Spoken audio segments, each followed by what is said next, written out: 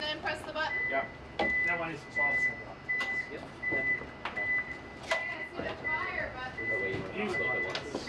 Guys, smoke in Columbus. Head to smoke in Columbus. We closed the hatch. Let's head out. Smoke in Columbus, smoke in Columbus. We isolated it and we are moving on to Manhattan. I don't think anything was going to work. Overhead port. They're checking the lights back there in node 1, node 3, and the airlock. Node lab overhead.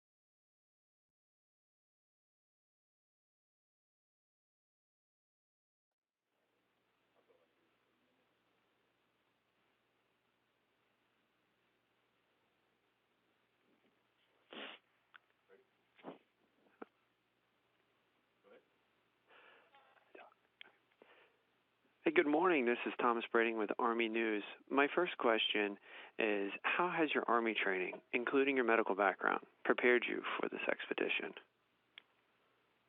Hey, Tom, how are you? Doing well. You know, I'm the sum of all of my experiences, and the Army has been a critical part of my experiences since the very beginning.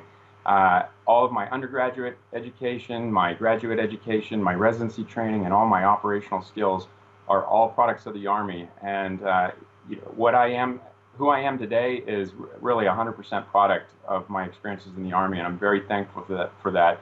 I often say that I'm a soldier, a physician, and an astronaut, and I made that decision to be a soldier first when I was 18 years old, and I'm very, very proud of that. Thank you. How does it feel to be a part of a mission taking off on the 50th anniversary of Apollo 11? Tom, that is a great question. It is a huge honor to be launching on the anniversary of Apollo 11. My Soyuz crew and also the entire crew of Expedition 60 have been entrusted with being the torchbearers of this important legacy. And for us to be able to do that 50 years to the day of the Apollo moon landing is just an incredible opportunity, an incredible honor for us. And for that to happen in the year that NASA has reaffirmed its commitment to put astronauts on the surface of the moon by 2024 as part of the Artemis program is even more exciting. Thank you. Are you and your family preparing for this similar to, say, a military deployment? Why or why not, or just what's the differences? As I've gone through this process with my family, there are a lot of analogies to preparing for a deployment. I mean, first of all, it happens in phases, much the way a deployment does. There's the training and the building and preparation, getting your family ready, but also your operational training, and then there's the actual deployment phase, which we're about to enter here in less than 3 weeks.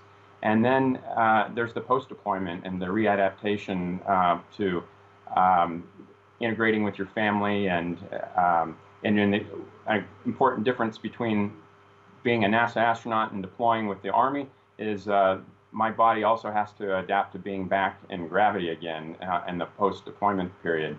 But lots of analogies, and my family were not strangers to the deployment process, and so they were very well rehearsed in this and very, very supportive through it all. And I attribute those experiences to our experiences as a military family to prepare me for that. Thank you. Have you talked with Colonel McLean, and has she given you any advice before you depart on your mission? I sure have. I said goodbye to Ann McLean, Lieutenant Colonel McLean, at the pad. I was privileged to be one of the last people to say goodbye to her as she walked up the steps and loaded on that rocket. We communicated for the entire time that she was on board by email and phone call. I was able to have a video conference with her just a couple of days before she landed. And then the moment she got back to Houston, which was about 24 hours after she landed, we were in communication again. And so she had lots of advice for me. And one of the best pieces she had, which was very reassuring, she said, "It is as awesome as it looks." Thank you, sir.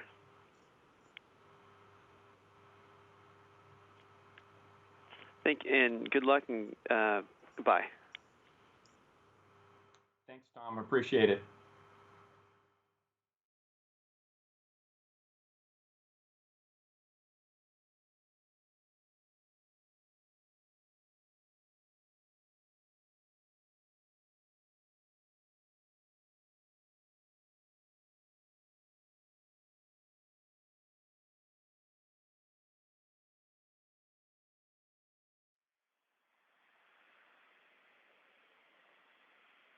Dr. Andrew Morgan joins me now from Star City, Russia, where he is making his final preparations. Drew, give the folks back home a sense at what those final preparations are, what you're doing, and what you will do over the next 19 days before launch.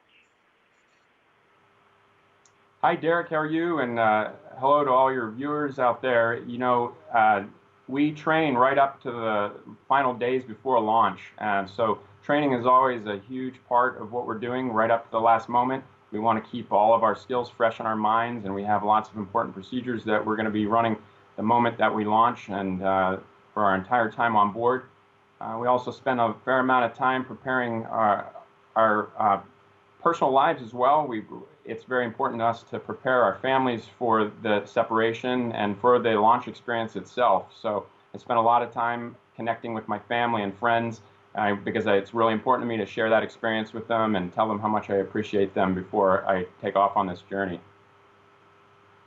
When someone is picked to be a NASA astronaut, this is the goal, this is the dream, to get selected for a mission. What are your feelings and emotions right now so close to launch?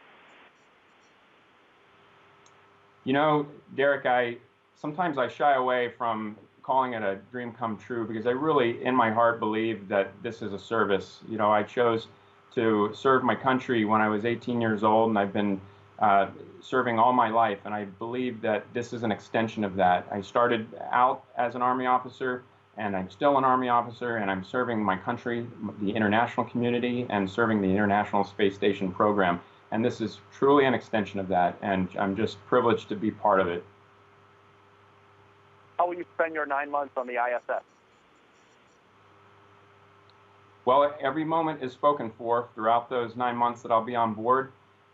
They give us a full schedule of activity during the day to work on science experiments, maintaining the space station through maintenance. We'll probably prepare for a number of spacewalks in my time on board, but they also give us plenty of time to rest. You certainly get 3 meals a day and plenty of time to sleep and connect with home.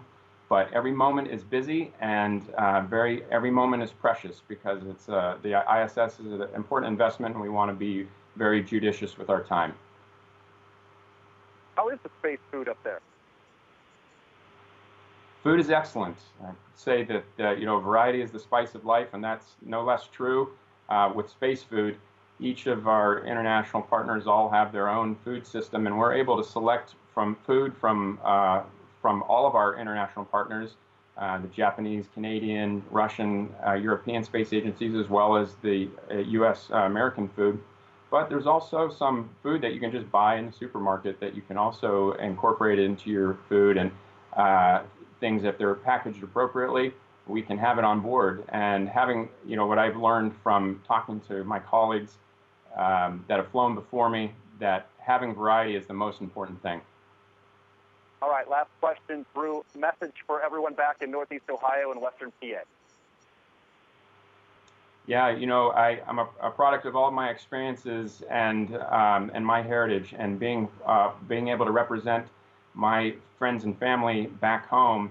Even though I consider Western Pennsylvania my adopted home, it's important that I have a place that I call home, and that is what I call home. And so I represent everyone back there in that area, and I'm proud to do it, and I'm blessed to have you all behind me.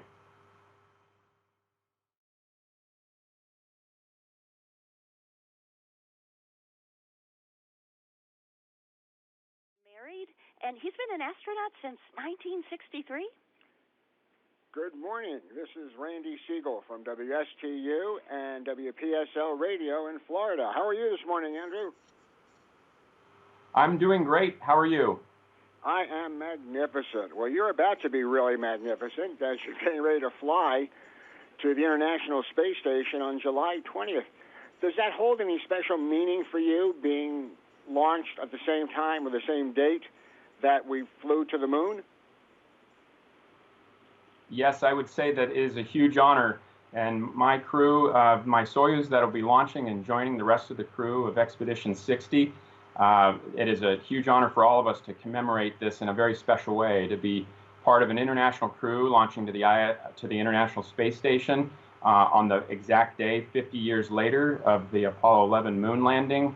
What better way to commemorate a huge achievement in human spaceflight exploration than with another human spaceflight? And this is all happening in the same year that NASA has made the laid out a bold plan called the Artemis program to put humans back on the surface of the moon. no later than 2024. So it's an exciting time in our space program right now. As you just mentioned, Artemis. Some people don't know that Artemis is the twin of Apollo. And with that flight, are you hoping to fly one of those missions to the moon?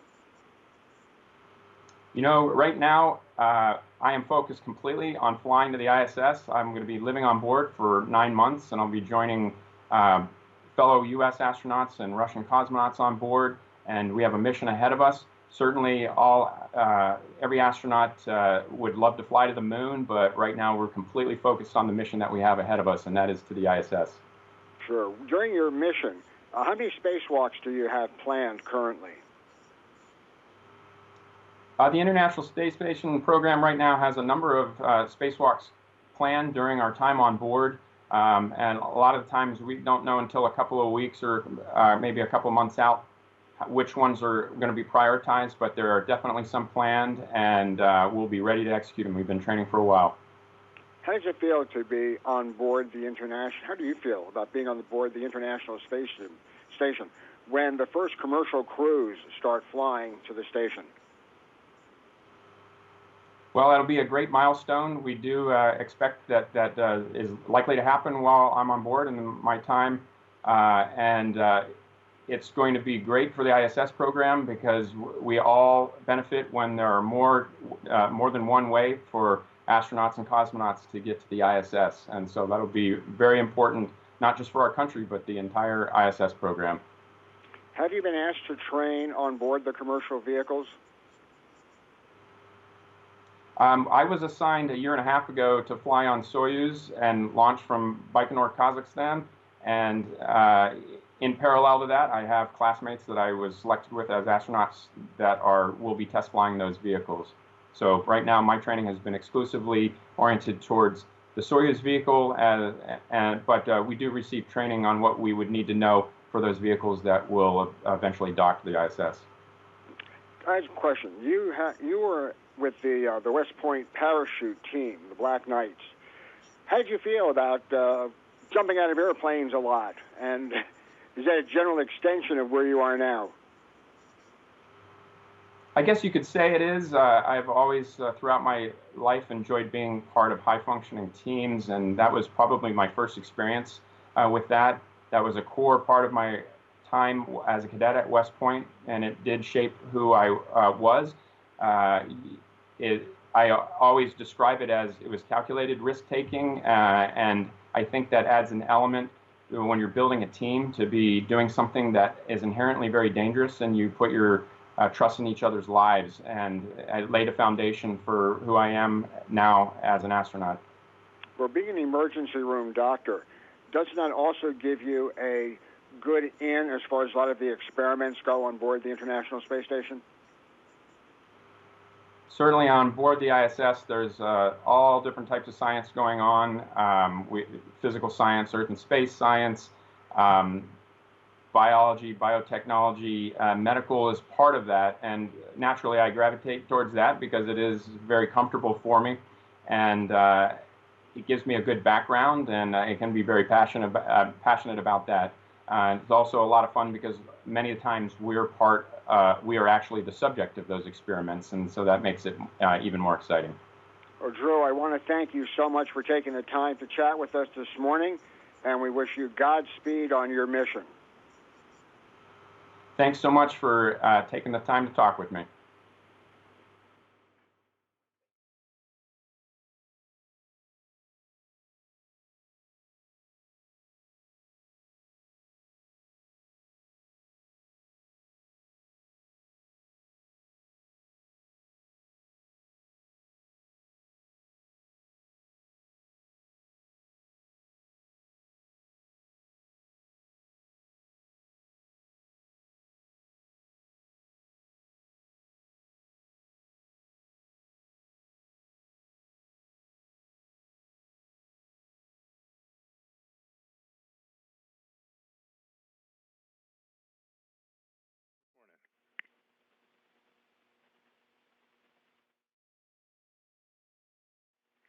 Drew, it's Bill Harwood, CBS News at the Kennedy Space Center. How do you hear me?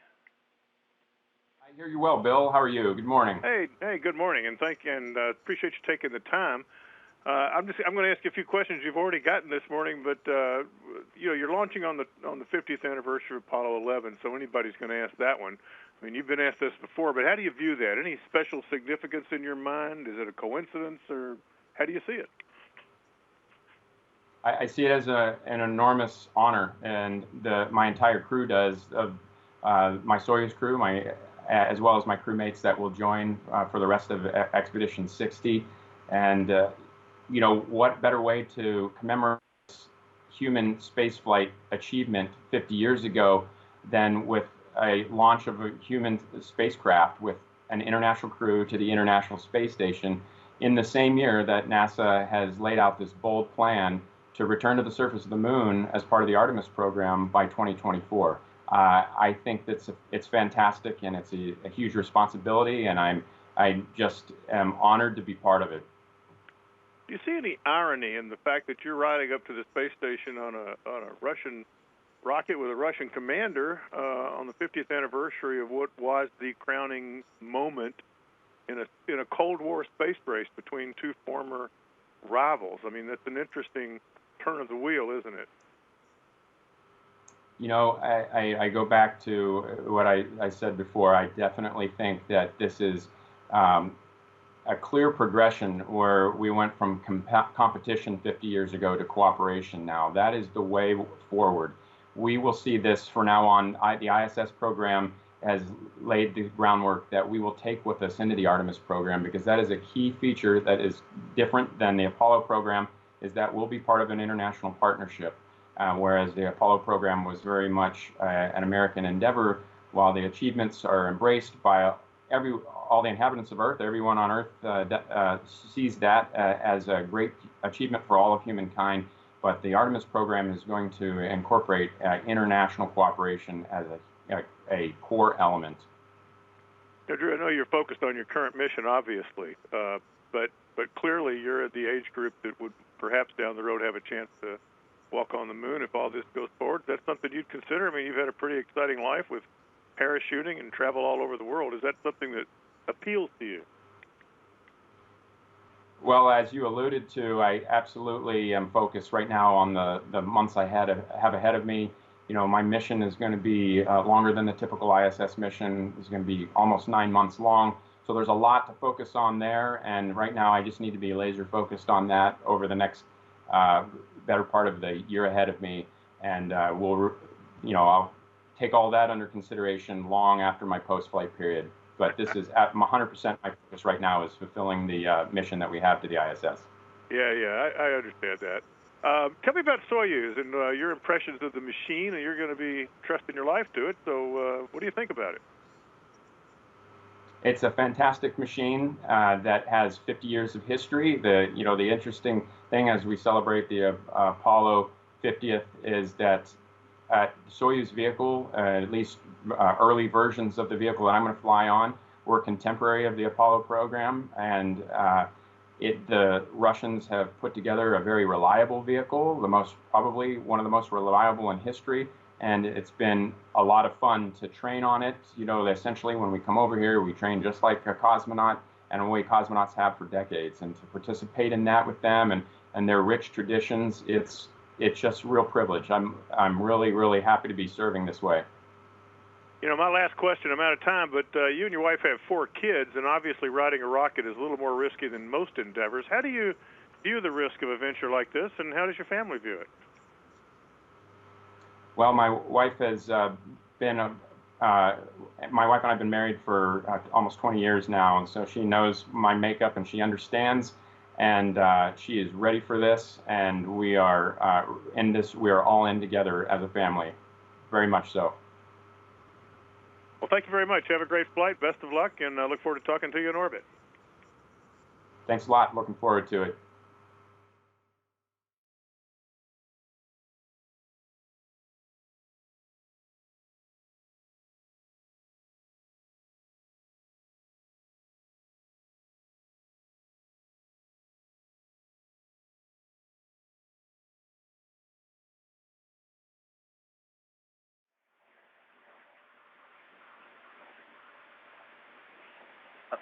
Good morning, sir. This is Cadet Brandon Sia from the United States Military Academy. Today it's our day. Me asking you a couple of questions today. Yeah. Hey, Brandon, how are you? I remember my our day well. Awesome, sir. I'm doing well, sir. So first question I have for you is, everyone wants to be an astronaut as a kid. What made you stick with it, sir? Well, Brandon, I'd tell you, if I'm really honest with myself, I was inspired early on as a kid by astronauts, no doubt, and I can think of a couple pinnacle moments, like a time that I wrote a letter to Alan Bean when I was about 10 years old as part of a school project, and I got a letter back from him, and it was very inspirational, and I left that letter with the school, but I always carried that with me as kind of a first point in my life where I remember that I thought, wow, this may be something I'm interested in. But I didn't actually plan my career around becoming an astronaut.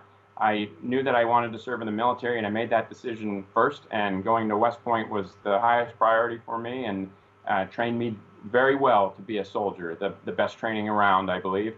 And then on to medical school and become a physician. And it was only probably at the midpoint of my career where I started to think that maybe it was time that I at least give it a shot and see whether I was going to be selected by NASA. And I had no real reason to believe that because NASA, I was a fairly unique candidate, and so I'm very fortunate to represent the United States Military Academy in the space program. That's awesome, sir. Thank you. Such a great answer. You mentioned, remembering our day. So what would you tell your cadet self, back in the day when you're squaring corners? And do you think he would have believed you? There's no way I would have believed it. But, if there's one thing I'd tell cadets on their first day, it is that the people around you are going to be part of your life for the rest of your lives. You're going to make the best friends of your life. These are the people who will one day come to your wedding, that will go to your funeral. These people will be part of your not just your career. They are an inextricable part of your life, and so you should view every friendship with great value. Being a good team player is the most important advice I could give you, because you're going to get a great education at West Point, but that element of that human contact and making good friends and being a good friend is something that is a decision you have to make for yourself. And that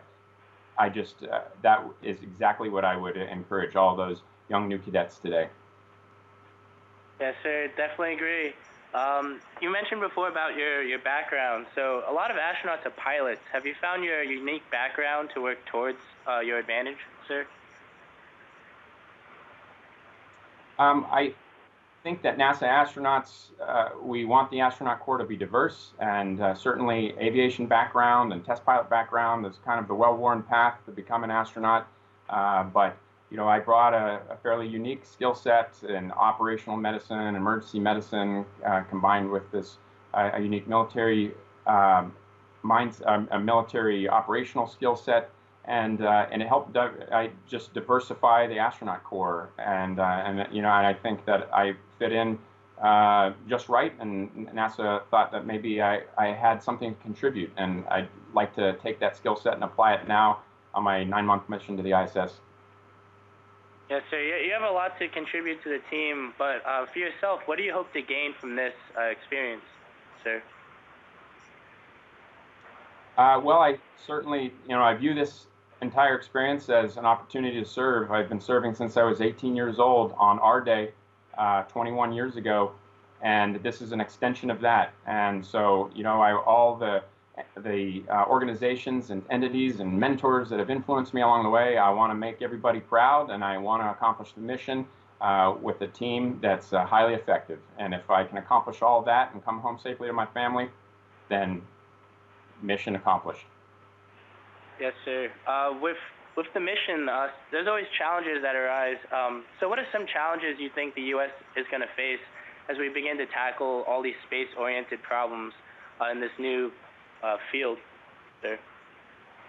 Brandon, unfortunately, I think we're out of time. I would love to talk to you some more, and maybe we can talk while I'm on ISS. Thanks so much for your time. My best to all those new cadets out there.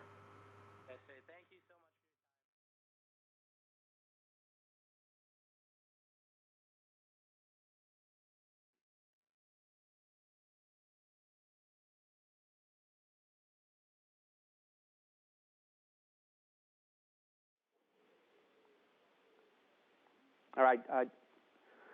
Dr. Morgan, or Colonel Morgan, can you hear me? I can hear you loud and clear.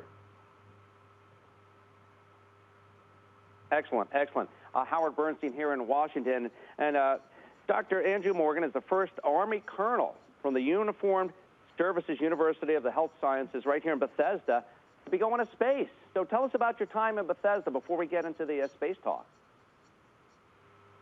Yeah, well, I decided that I wanted to be a soldier first when I was 18 years old and went to West Point. And then while at West Point, when I decided that I wanted to not just be a soldier, but be a physician to soldiers and an operationally oriented one at that, there was no better choice than the Uniformed Services University of the Health Sciences, and was very proud to go there. It's often referred to as the West Point of Medical School, and I believe that it is. It has created over the years a number of very, very talented physicians that have done great things for our country during times of peace and times of war. So I understand you've been training for this mission almost 6 years. As much as you trained, you really have an idea what you're going to be facing when you actually get up in space? Yes, so I was selected as an astronaut 6 years ago, and then I was assigned to this specific flight about 18 months ago. And that's where the training is really oriented towards the specific tasks that we will do on board the ISS. And that's oriented towards the specific science and payloads that will be on board the International Space Station while I'm there, as well as maintenance tasks inside the space station and maintenance outside the space station in form of spacewalks. So we expect all of that to occur during my time on orbit, and that will make for a very densely packed 8 to 9 months that I'm on board. Can you believe after all this time, 19 days, you're going up on the 20th of July, the 50th anniversary of the Apollo 11 launch. It's just around the corner. I mean, you seem to be a very calm man, but you've got to be excited.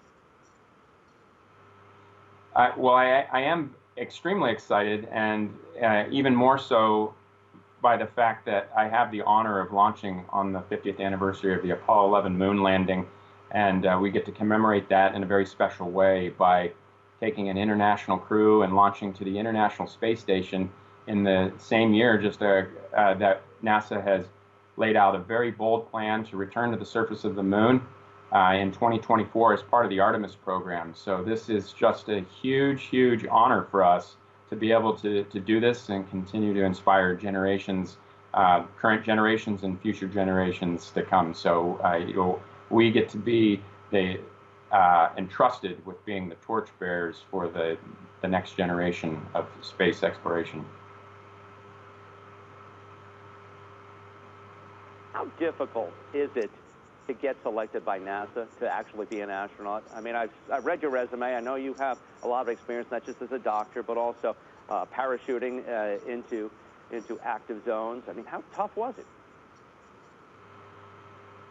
Well, the odds are certainly long.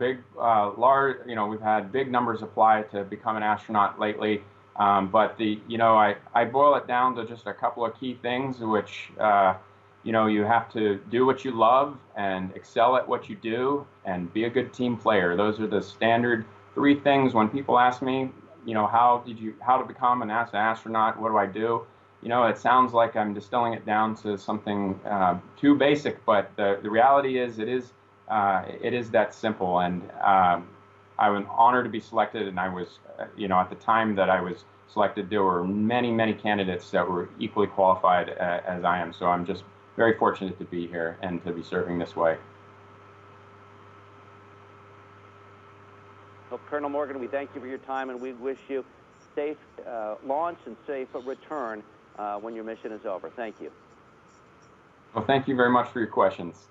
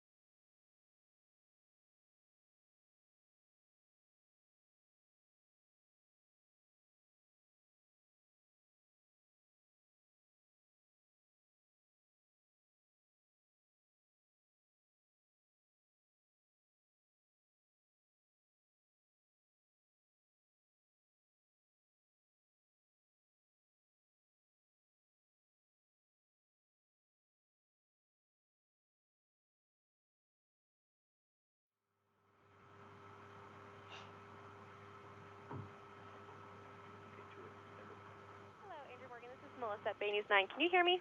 On this point. All right, here we go. While it is not frequently cited, Florida law says you may not enter an intersection unless you can clear it. That means pulling out and waiting. We're about 30 seconds out. The anchor is Erica. Get you a ticket. Copy. In Tampa, Chuck Henson, Spectrum, Bay News 9. How can Chuck help with your morning commute? He wants to hear from you. Just send him a note. You can go to our website, baynews9.com, click on the traffic tab. Now, every week, Chuck features a different viewer email in his traffic inbox segment. Well, the Williams boat ramp and About 15 seconds out from the open in toss. Pier and docks. The Williams boat ramp is one of the most heavily used ramps in all of Hillsborough County, but it has been closed for these renovations since December. Hillsborough alone has more than 39,000 registered boating vessels. Stand by. 7:35 this morning. Time now for your Destination Space News. A NASA astronaut is counting down to his first launch to the International Space Station. Dr. Andrew Morgan is already in Russia getting ready for the Soyuz rocket launch. He's an emergency physician in the U.S. Army, and he now joins us live. Dr. Morgan, this has been a long time coming. You were selected in 2013 as an astronaut, and you launched in about 3 weeks on the 20th, the 50th anniversary of the Apollo 11 moon landing. So how do you feel right now, that first launch happening on a pretty significant date for our country? It's a tremendous opportunity, I have to say. What a special way to commemorate a human space flight 50 years ago with another launch of a human space flight from Russia with an international crew to the International Space Station in the same year that NASA has laid out a very bold plan to return to the surface of the moon by 2024 as part of the Artemis program. And we see ourselves as entrusted with being torchbearers for the next generation of space flight, and just a tremendous honor for us to be participating in it on that particular day.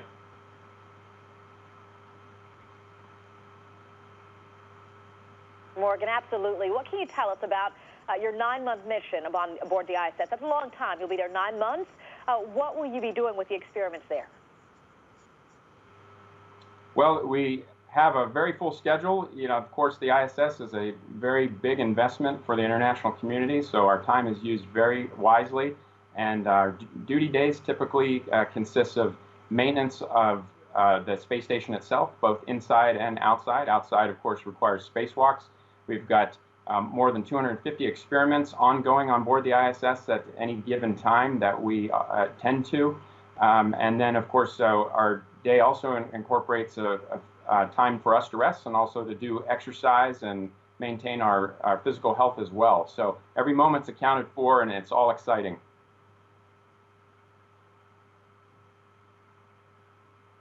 Thank you so much, Dr. Morgan. I just want to congratulate you. You're the first Army Medical Corps officer to be selected as an astronaut. Congratulations and good luck with your mission. Here at Bay News 9, we will carry your launch live for our viewers on July 20th, so we're all excited and looking forward to it. Thank you so much for talking with us. Thanks very much for your time, and thanks for following along.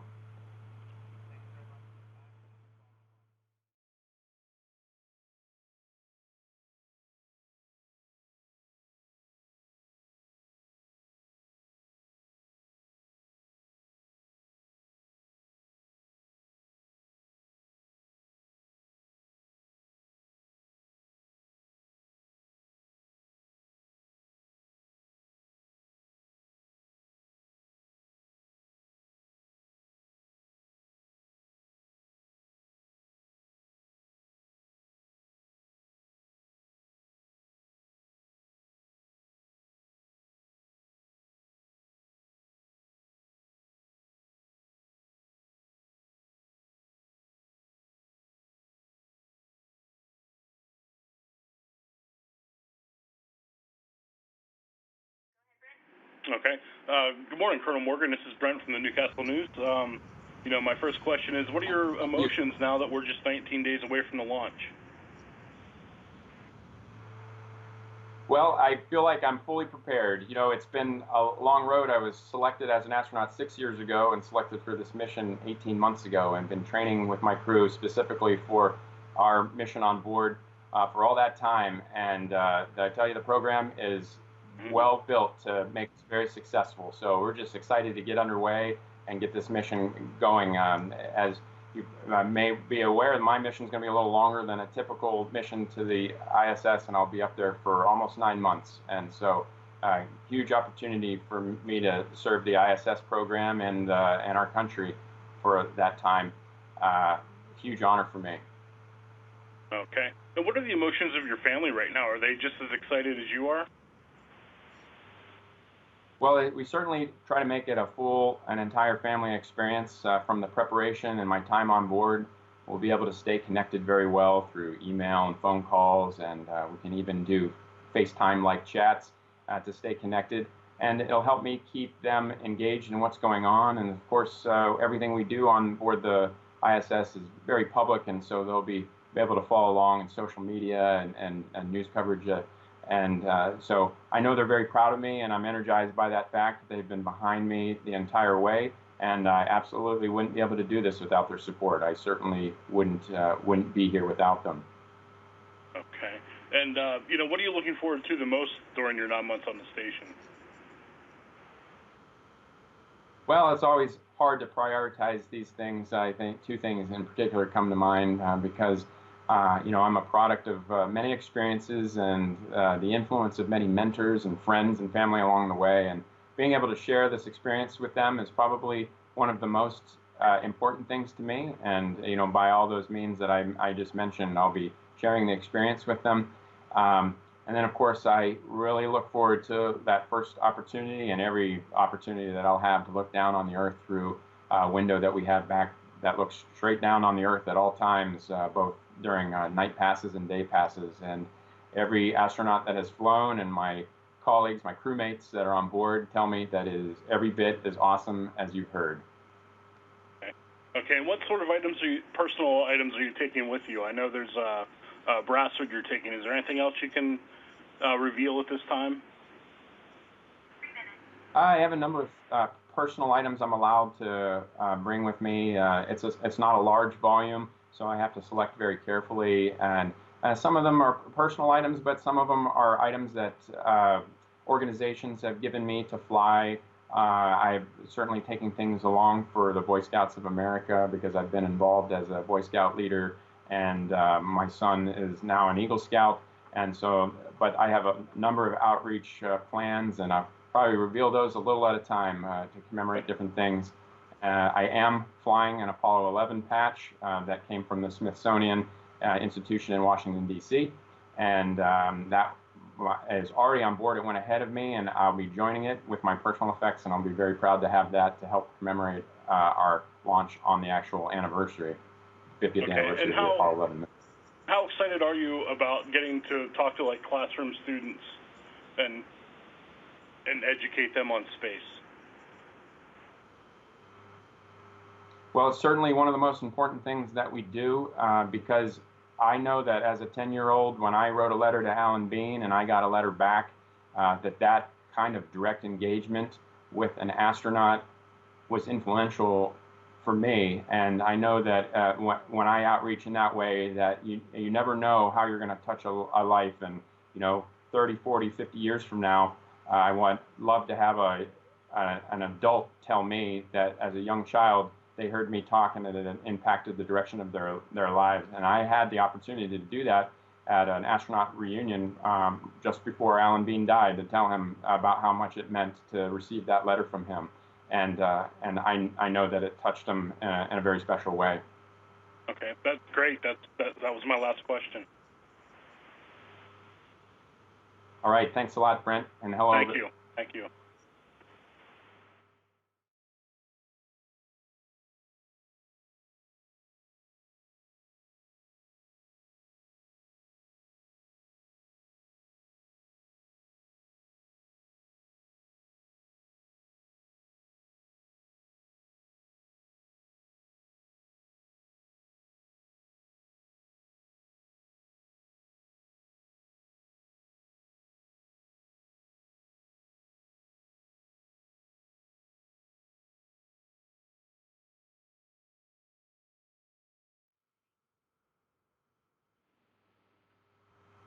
Colonel Morgan? Yes, ma'am. Hi, Gina Cavallaro. What I'd like to know is, was the Army always a plan for you? When you joined the Army, was it, or you were at West Point, was this always your dream to ultimately become a NASA astronaut? I think that the first decision I made was service in the military. When I was always interested in being a soldier or serving the military in some capacity. And so that was the decision I made first, and West Point was the natural path for me for that. And as my career evolved and I became a physician, I had in the back of my mind and had always been inspired by astronauts and interested in the space program. I came to a point in my career where I thought I would, if I just took the opportunity to apply and just see what happened, see if I was going to be able to make it. I went out on a limb and I kept making cuts along the way, and I was one of the very fortunate few in my class of 8 that were selected in 2013. And was once you were at West Point, you said it was an obvious choice path for you. When did special operations come into the picture? How did that come about? I was always very attracted to the idea of being part of high-functioning teams that were specially trained. My first experience with that was on the parachute team at West Point, and I planted the seed early on there that I was interested in special operations. But I made the decision to become a physician, and I learned about the idea, or the idea that I could serve as a physician in special operations was a unique blending of all of my passions, and it allowed me to be very successful there, and it also was incredibly rewarding. One of the most rewarding things I've ever done in my life was to serve in combat with a special forces group. And even after I've flown in space for 9 months, I will still hold that in the highest regard. Okay, and a lot of people say that they enjoy the high quality that you're talking about, the high performing team, but not everybody gets to achieve it. What is the secret to your success, I guess, is my question, and what would be your advice to younger soldiers who might be in awe of what you've accomplished? Well, I would say that my standard advice is to do what you love. You'll perform much better if you're doing something you fall in love with, and then the next thing is to excel at what you do, and then the last thing is to be a really good team player.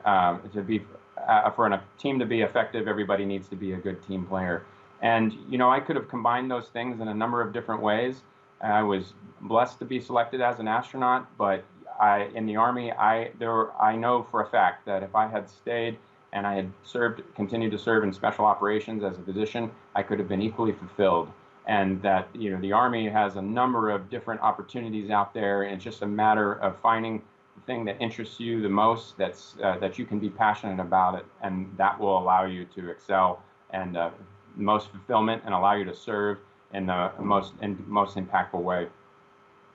And how are your kids feeling about your deployment to space, I should say?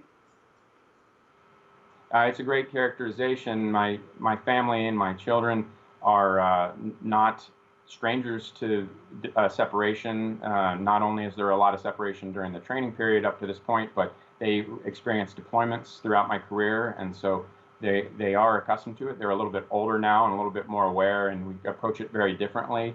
But I know that my wife and my kids are very proud of what I'm doing, and I will do all I can to incorporate them into the experience, from the launch to my time on board and the period afterwards. And by making it a whole family experience, it'll be even more rewarding that way. All right. Thank you, Colonel Morgan. Good luck. Thank you very much.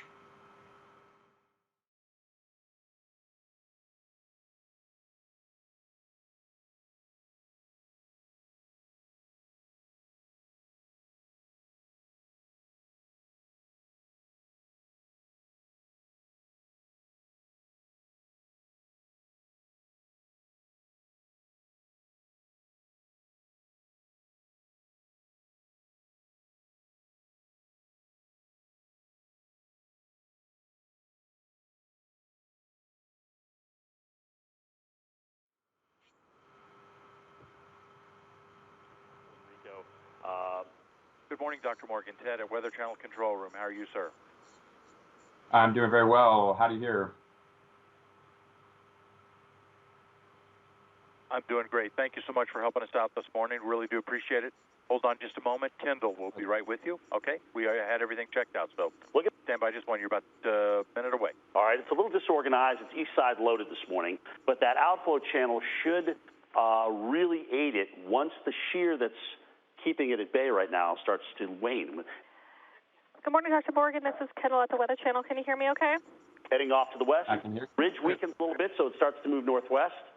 All right, and then the ridge builds again. Great. Thank you so much for joining us this morning. The cone, the European actually has this coming toward Hawaii. Something to watch there, Chantal. Our pleasure. We're still just about a minute out. I have you talking with Stephanie Abrams and Jim Cantori this morning. Starting to heat up, but the temperatures in the southeast, they are heating up today, and you will feel it when. And Dr. Morgan, just a reminder, if you hear me say the word wrap, it just means we are running out of time due to our hard commercial break, so I would just have you finish your thought in about 15 seconds, okay? To mid-90s. What about tomorrow? Well, much of the same. 91 for New Orleans, 89 for the capital city. All right, we'll be with you shortly. Nashville, Tennessee. But what about that moisture? When you walk outside, you might feel this before you feel the heat, because those dew points, the measure of moisture in the atmosphere, and there's a lot of it, you will feel it. 71-degree dew points in New Orleans, 75 for us in Tampa. So that muggy air is here to stay. That may even fuel some thunderstorms, too. In terms of our lows, it's not just the highs that are high, but our lows are high, too. We may be breaking some here. All those red dots showing up Wednesday morning. You might wake up and feel those temperatures near record in Birmingham, Alabama, Paducah, Kentucky, and Charleston, South Carolina. The record in Charleston on that day, 78 degrees, and we may be dangerously close. Jim, Steph. It is a monumental month with the 50th anniversary of the Apollo 11 moon landing. That's pretty incredible. Seriously. It happened on July 20th when Neil Armstrong and Buzz Aldrin walked on the moon. Yeah, now a new crew will be launched into space on this historic day. Dr. Andrew Morgan, a NASA astronaut, will be on board heading to the International Space Station. He joins us this morning. Thank you so much for being with us. What does it mean to you to be launching on such a significant date? Well, it is an absolutely enormous honor for both my Soyuz crew launching here in a couple of weeks, as well as the entire crew of Expedition 60, to be able to commemorate such a significant event 50 years ago with another launch of a human space vehicle, and for that to be an international crew to the International Space Station. It's a terrific way to commemorate that, and especially in a year where NASA has laid out a very bold plan to land on the surface of the moon, again, as part of the Artemis program in 2024. This is it's a huge responsibility. It's a huge opportunity to serve. We are just really, really honored to be able to participate in it in this way. By the way, Dr. Morgan, we should let our viewers know that we're actually talking to you in Russia this morning. What are your plans once you get to the International Space Station? Well, my mission is actually going to be a little longer than the typical mission. It's going to be about 8 or 9 months long, and I will be joining another classmate of mine, Christina Cook, who will be up there for 11 months.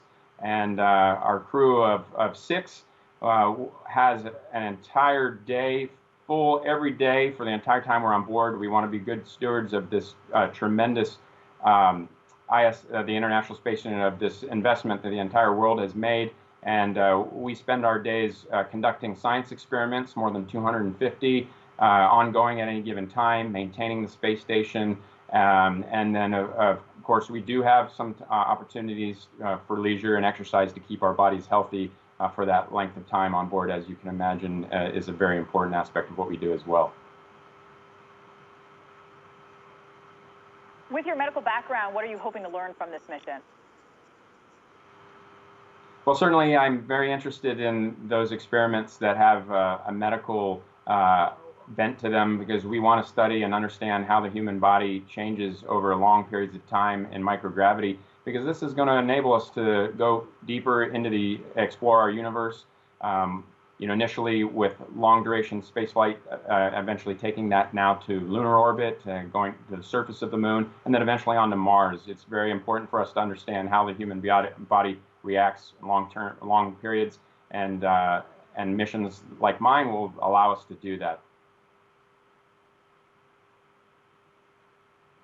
That's going to be the key, Yeah. Dr. Morgan, right, is getting people's bodies to be able to go to places like Mars and other distances. Right, we still have a lot to learn from Or that. live on the moon eventually at some So point. T-minus 19 days on this one. Thank you, Dr. Andrew Morgan. Yeah, we're excited for Godspeed that. to you as well. All right, Tevin, what's coming up on AMHQ? All right, guys, coming up here on AMHQ, July 4th, travel. Dr. Morgan, thank you so much for joining us.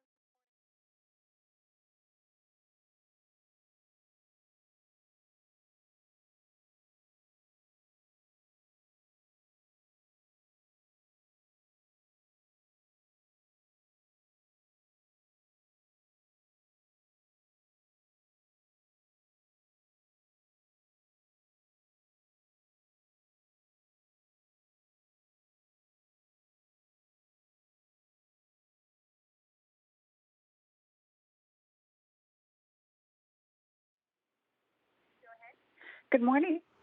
Good morning, Colonel Morgan. How are you? I'm doing great. Good morning. So my name is Moni Gasha, and I'm calling from San Francisco, and I just want to thank you so much for speaking with me today.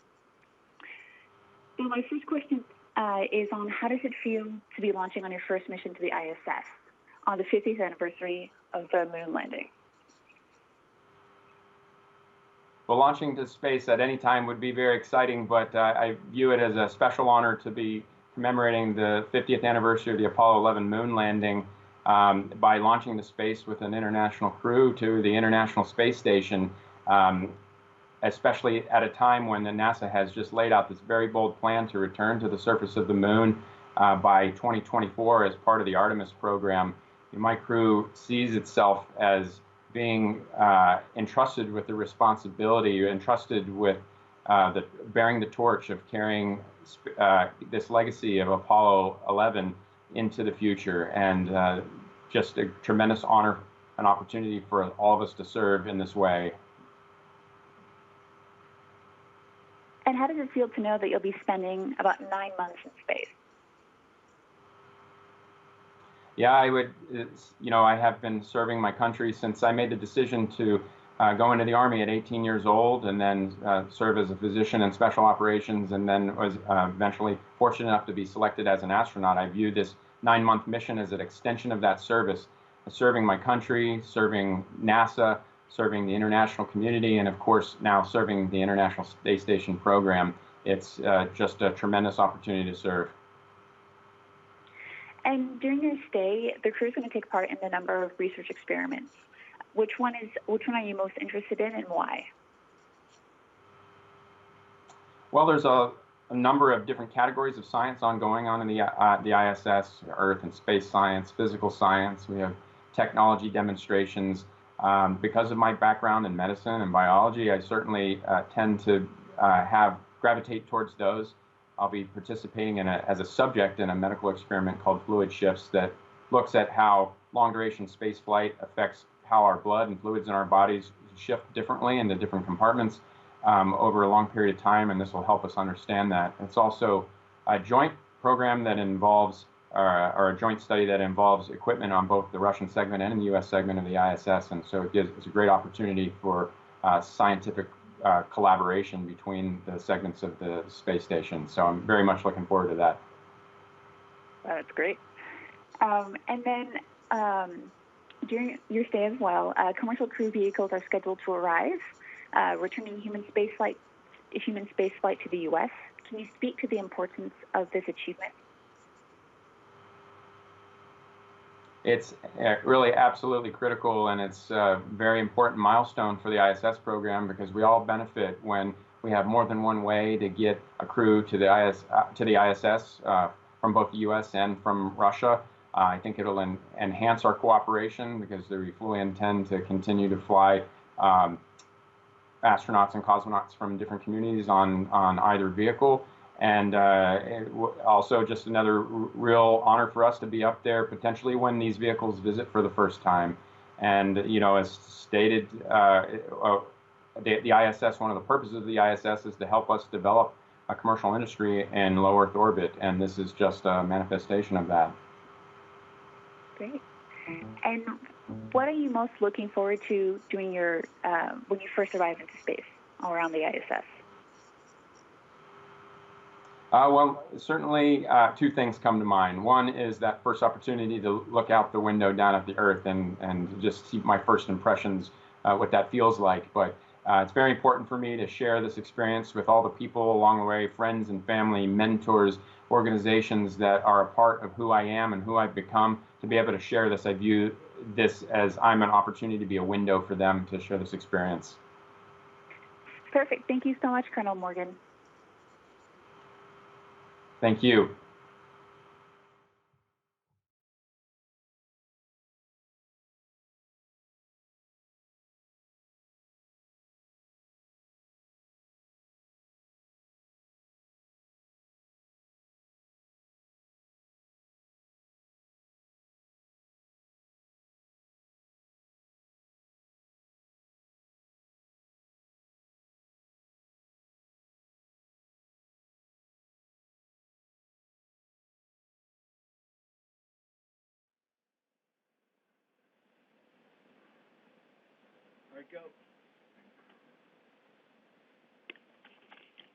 Good morning, Colonel Morgan. Good morning. This is Debbie from Reuters. I just wanted to first ask you, what have you told your children about this mission that you're about to undertake? Well, you know, I think one of the most prominent things in their minds is the fact that there'll be 9 months of separation. I'll effectively be out of their lives for an entire school year. But we're a military family, and they're used to separation and deployments, and so this, you know, that won't be completely foreign to them. But my children are older now, and so they understand it a little bit more. And so I've made a priority of making sure that they're part of the experience, both during my training as well as my time on board, and then in the post-flight period, for them to be part of everything that I do, and understanding it, and just knowing that they're proud of me and what I'm doing really energizes me, because if my family wasn't behind me, I wouldn't be here, and I wouldn't be able to enjoy the experience. And so I'm fortunate that I have their backing.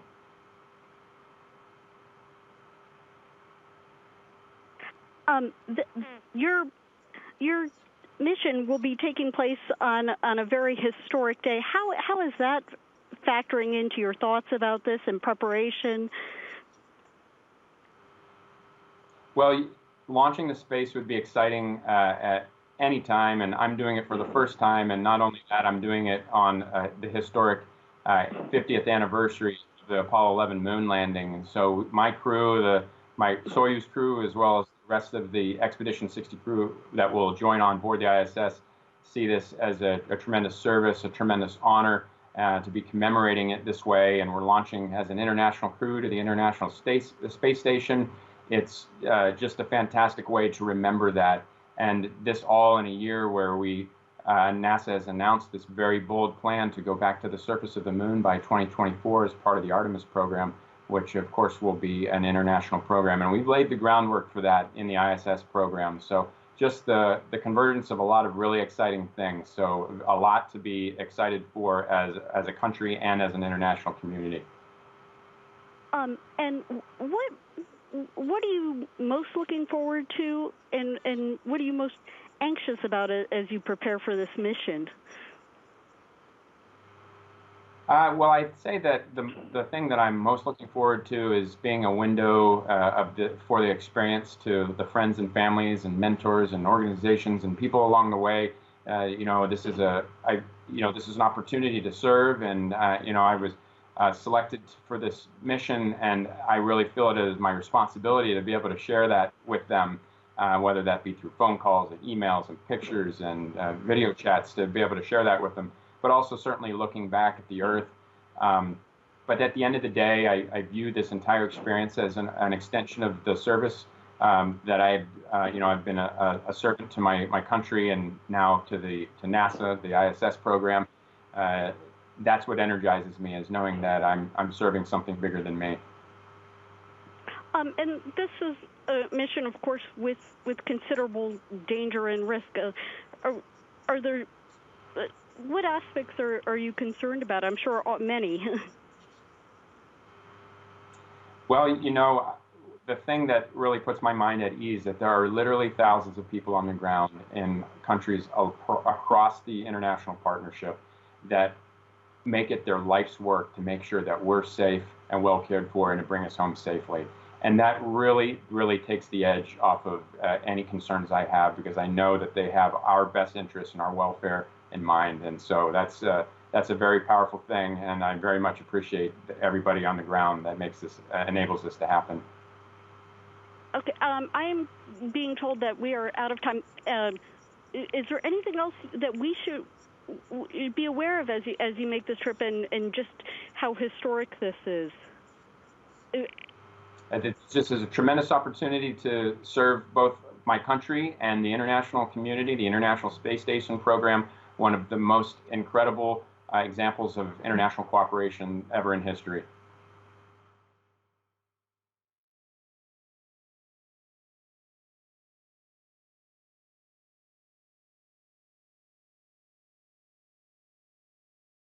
Of the pilots, how much time did they have in that type of plane, and how qualified were they? Did they follow emergency procedures, especially if they did lose an engine? What was the maintenance record for the plane? Was the plane well maintained? How recently was it serviced? And the look at the loading of the plane. 8 passengers with bags could have meant a lot of weight. They'll be looking at whether that played a role. And also, Tom, we know this wasn't a commercial plane, obviously.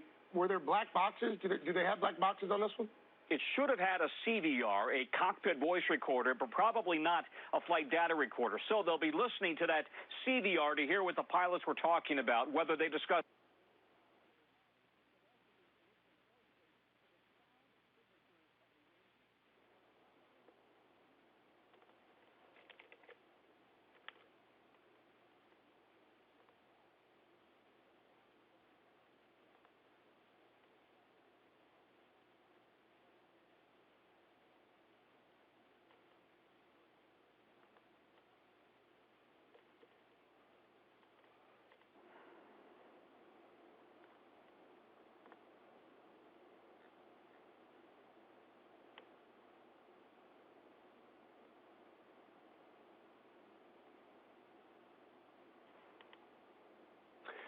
Good morning, sir. This is KPRC in Houston. Can you hear me?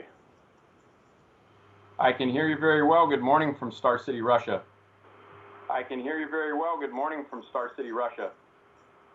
Great to have you with us. Thanks for a few moments of your time. My first question for you, how does it feel to be going to the International Space Station? Well, it's very exciting for me. It would be exciting to launch to space under any circumstance. For me, it would be exciting for my first space flight, and to be doing that on the anniversary of the 50th anniversary of the Apollo 11 moon landing is especially exciting, because we have the honor of commemorating this great historical event by launching an international crew to the International Space Station.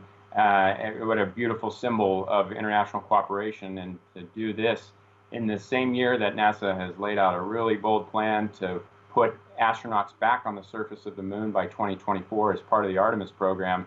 It's just the convergence of a lot of really exciting events, and I'm just very honored to be able to serve in this capacity.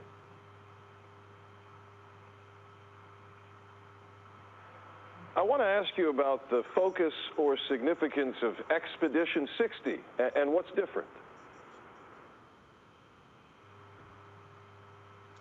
Well, Expedition 60 is just going to be one of the 3 expeditions that I'll be participating in. I'll be a part of 60, 61, and 62, and they all are performing valuable science. They're all performing valuable maintenance and spacewalks, and each one of them is a little bit unique from the other, but you know, they are all fulfilling important objectives of the International Space Station program.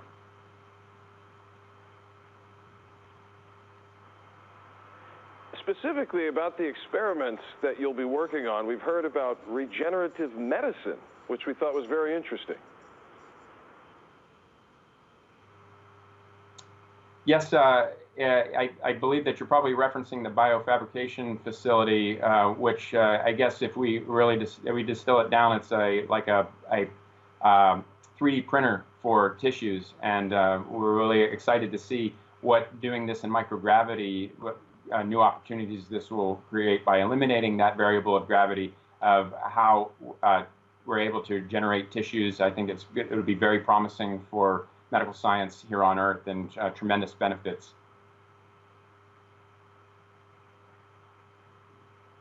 My last question, sir, is about training and what kind of training you've had for these 3 expeditions ahead.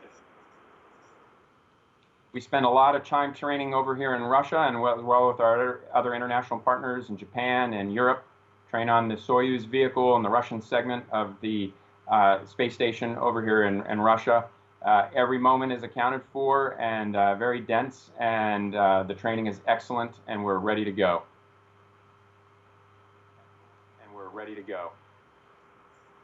Thank you so much for your time. God bless you. Good luck. Godspeed, sir. Thank you, and thanks for your great questions.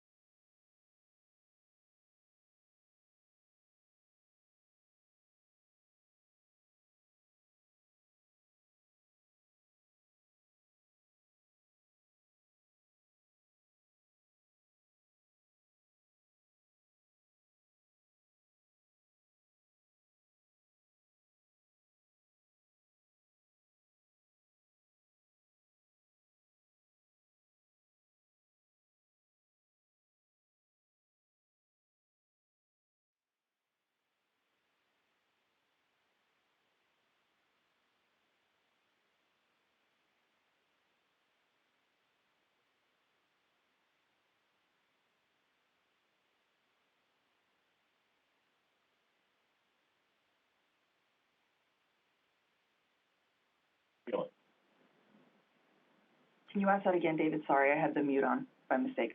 Dr. Morgan, David Curley, ABC News. How are you? Nice to meet somebody who has Morgan, from Morgantown, with Morgan in their name. That must be kind of fun.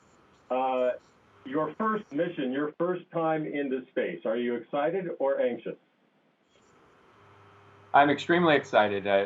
Launching to space would be excited under any circumstance, but launching for the first time is very exciting, and certainly launching on the anniversary, the 50th anniversary of Apollo 11, extremely exciting and a tremendous honor for me and my crew of my Soyuz, as well as all of Expedition 60, for us to be able to launch and commemorate this historic event by launching an international crew to the International Space Station on this anniversary. And it happened to be in the same year that NASA's laid out this very bold plan to put human astronauts back on the surface of the moon by 2024 as part of the Artemis program. It's just really exciting times, a tremendous honor for the crew.